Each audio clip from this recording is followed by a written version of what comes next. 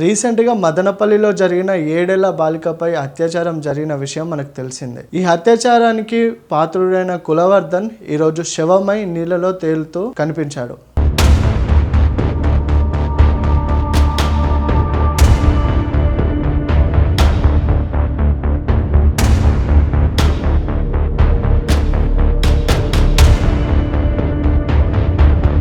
పోలీసులు తెలిపిన వివరాల ప్రకారం 7 ఏళ్ల బాలికపై అత్యాచారం చేసి తను చంపేసి డ్రమ్ములో కుక్కేసి ఏం తెలియనట్టు కులవర్ధన్ ఆ రోజంతా ఎంజాయ్ చేస్తూ పడుకున్నాడు. సీసీటీవీ ఫుటేజ్ ఆధారంగా తల్లిదండ్రులు తెలిపిన వివరాల ప్రకారం చూసుకుంటే ఆ తల్లిదండ్రులు ఇద్దరు వర్క్ చేయడానికని పనికి వెళ్ళారు.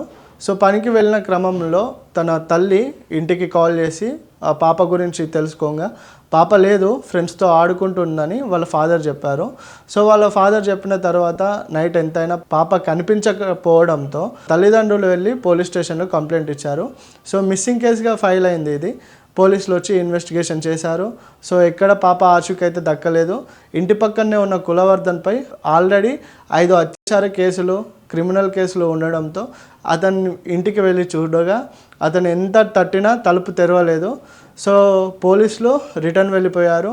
నెక్స్ట్ డే మార్నింగ్ వచ్చి మళ్ళీ వెతికిన పాప ఆచూకీ అయితే దక్కలేదు. సో పోలీసులు వచ్చి ఆ కులవర్ధన్ ఉంటున్న ఇల్లు డోర్ బద్దలు కొట్టి ఇంట్లోకి వెళ్ళి చూడగా డ్రమ్ములో పాప శవం కనిపించింది. సో పోస్ట్ మార్టం వివరాల ప్రకారం చూసుకుంటే పాపను అత్యాచారం చేసి కిరాతకంగా డ్రమ్ములో కుక్కి చంపేసిన కులవర్ధన్ ఆ పోలీస్ అదుపులో ఉండగా అక్కడ పెద్ద నిరసనలు స్టార్ట్ అయ్యింది. మనం విజువల్స్లో కూడా చూసాం. సో రిషికప్రియ కోసం పెద్ద ఎత్తున వెల్లువలు నిరసనలు అక్కడ జరుగుతుండడం మనం చూస్తూనే ఉన్నాం.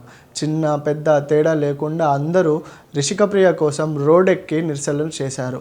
ఆ హంతకుని మాకు ఇవ్వండి, వాని సంగతి మేము చెప్తాం, మేము 2 నిమిషాల్లో వాని పనేంతో మేము చూస్తామని పోలీసులకు సవాల్గా ఎంతో నిరసనలు చేశారు. కానీ పోలీసులు అతన్ని అదుపులోకి తీసుకొని ఇన్వెస్టిగేషన్ చేయగా వాడు చెప్పిన భయంకరమైన విషయాలకు పోలీసులే ఆశ్చర్యపోయారు. 7 ఏళ్ల పాప అభంశుభం తెలియని ఆ పాపని అత్యాచారం చేసి డ్రమ్ములో కుక్కి కిరాతకంగా ఏ విధంగా తోచిందో అతనికే తెలియాలి. ఇది ఇలా ఉండగా పోలీసులు ఇన్వెస్టిగేషన్ చేస్తుండగా పెద్ద ఎత్తునే నిరసనలు స్టార్ట్ అయ్యాయి. సో ఈ కులవర్ధన్ పశ్చాత్తాపడ్డాడో, మరి పాపానికి ప్రాయశ్చిత్తం పడిందో లేకపోతే భయానికో తెలియదు, కానీ ఈరోజు ఉదయం నీళ్ళలో శవమై తేలాడు.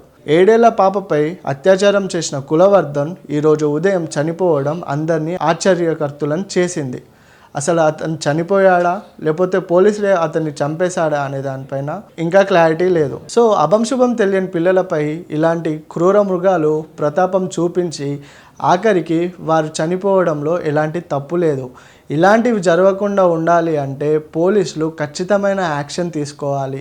సో వీడికి పడే శిక్షను బట్టి ఇంకా వేరే వాళ్ళు ఇలాంటివి చేయాలన్న థాట్ కూడా రావద్దని ప్రజలు మాట్లాడుతున్నారు. పాపకేం జరగదులే అని తల్లిదండ్రులు ఎంత భరోసాతో వాళ్ళు పనికి వెళ్ళారు. ఫ్రెండ్స్తో ఆడుకోవడానికి పాప వెళ్ళింది. సో ఆడుకున్న సమయంలో కులవర్ధన్ అనే మృగం అక్కడికి వచ్చి ఏమీ తెలియనట్టు ఒక సైకోలో ప్రవర్తించి అభంశుభం తెలియని ఆ పాపని కిరాతకంగా అత్యాచారాడు. సో వాళ్ళ తల్లిదండ్రులకు కులవర్ధన్పై అనుమానం రావడంతో పోలీసులకు ఈ వివరాల ప్రకారం ఇతనిపైన చాలా కేసులే ఉన్నాయి సార్, ఒకసారి మీరు వెళ్ళి చూడండి, అతని ఇంట్లో నా పాప ఉండొచ్చు అని ఏడుస్తూ కన్నీరు మున్నీరు పెడుతూ పోలీసులను ఆశ్రయించిన వారి తల్లిదండ్రులు చెప్పిన ప్రకారం ఆ కులవర్ధన్ ఇంటికి పోలీసులు వెళ్ళి చూడగా ఎంత డోర్ కొట్టినా కులవర్ధన్ ఓపెన్ చేయని శైలి. సో కిటికీలో నుంచి చూడగా కులవర్ధన్ అయితే పడుకొని ఉన్నాడు. సో ఆ పోలీసులు కులవర్ధన్పై పోలీసులకు ఎటువంటి అనుమానం రాలేదు. సో వెళ్ళిపోయాడు. ఇంకా ఎంత వెతికినా పాప ఆచూకీ అయితే దొరకలేదు.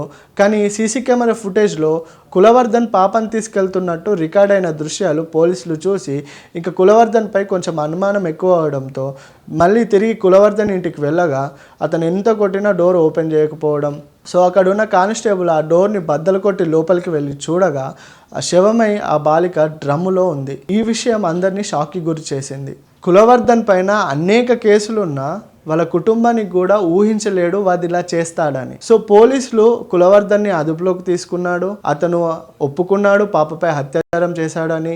కానీ పెద్ద ఎత్తున నిరసనలు అయితే వచ్చాయి. అత్యాచారం చేసినోనికేమో కస్టడీ, పాపను కోల్పోయిన కుటుంబం ఏమో రోడ్డుపైకి వచ్చిందని, అది పెద్ద ఎత్తున చిన్న పెద్ద తేడా లేకుండా అందరు నిరసనలు పాల్గొని పోలీసులకు ఎదురు సవాలు విసురుతూ అక్కడి నిరసనలు చేశారు. కులవర్ధన్ని అదుపులోకి తీసుకున్న తర్వాత నెక్స్ట్ డే మార్నింగ్ వాడు నీళ్లలో శవమై తేలాడు. చిన్న పెద్ద తేడా లేకుండా, ఆడ ముసలి అని తేడా లేకుండా బాలికల పైన, ఆడ జాతి పైన అనేకమైన అత్యాచారాలు, రేపులు, హింసించి ఈ విధంగా చాలా విషయాల్లో మనం చాలా న్యూస్లో చూస్తూనే ఉన్నాం. ఆడపిల్లకి అనేది ఎటువంటి సేఫ్టీ లేదు. సో మనకి గవర్నమెంట్ ఎంత ప్రొవైడ్ చేసినా, పోస్కో వచ్చినా, నిర్భయ ఇలాంటి చట్టాలు వచ్చినా కానీ ఈ మృగాలకి ఎటువంటి భయం అనేది కలగటం లేదు. సో అమ్మాయిలారా జాగ్రత్తగా ఉండండి. ఇలాంటివి జరగకుండా ఉండాలంటే మీరు ఎక్కడికి వెళ్ళినా మీ పేరెంట్స్కి చెప్పి వెళ్ళండి. చిన్నపిల్లల్ని ఒక కంట కనిపెడుతూ ఉండండి. మనం ఎక్కడున్నాం, ఏం చేస్తున్నాం, మన చుట్టుపక్కల ఎవరు ఉన్నారు, తెలిసిన వాళ్ళ తెలియని వాళ్ళ ఎవరైనా సరే మీరు మాత్రం అప్రమత్తంగా జాగ్రత్తగా ఉంటూ ఒక కన్నేసి వారిని కనిపెడుతూ ఉండండి. మనకి ముద్దాయి ఇంటికి వెళ్ళి మనం డోర్ బ్రేక్ చేసి చూసినప్పుడు ముద్దాయి అండ్ పక్కనే డ్రమ్లోని చనిపోయిన పాప కూడా శవం కూడా లభ్యమైంది. ఆ టైంలోని చుట్టుపక్కల ఒక 50 మంది గ్రామస్తులంతా కూడా గుమిగూడి ఇతన్ని చంపడానికి ప్రయత్నించే సమయంలో మనమే రక్షక వెహికల్ని లో పెట్టి ముద్దాయిని అతన్ని తీసుకుని